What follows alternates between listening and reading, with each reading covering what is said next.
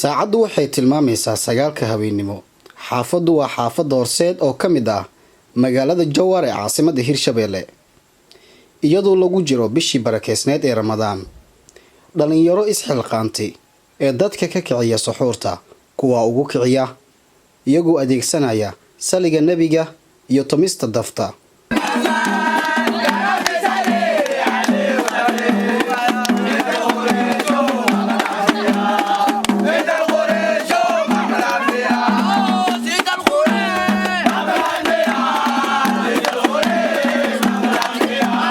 suxuurtu in dadka laga kiciyo waa wax soo jireen ah.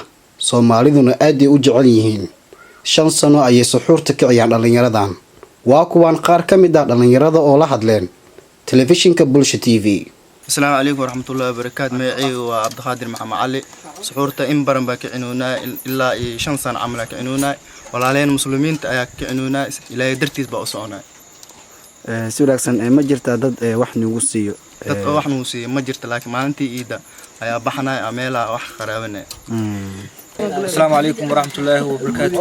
أولاً معنا ولا مسلمين صبر بهم كعناي صورتنا مدة 5 سنة ملا سيدنا هاي مادام أوكعنونه أو مالتي إيدو إسكي خرابنو مركه ولا لها مسلمين معناها حتى دفيع حتى نوحين دي أو كرد أو نتهيرين دفع حتى دينا بدلاين مركه يعني أولاً سصح وجران معلوم marka walaalkayna dafkaan ayaa in badan istumoobay 5 sano ay dhantay marka walaalkay dafkaan istumay anina sidii aan dafkii ku bartay oo sidii ay bari sidii aan islawada tumnaa waxa ciyaal dhan islawada qaraabana ma jirtaa dad oo aad kala kulantaan caqabad dadka ka kicinaysan suxuurta ma dadka iyagu ayaa rabaa miyaa inay suxuurta kiciyaan macna aad iyo aad ayaan u jeclay dafka ma qasca suxuurta aad bilowsan inaa kiciyaan 7 saac iyo bar ilaa 8 saac meelaas ayaan bilawnaa ilaa ma qasca ilaa adin kuwad ilaa laas waa kicinaa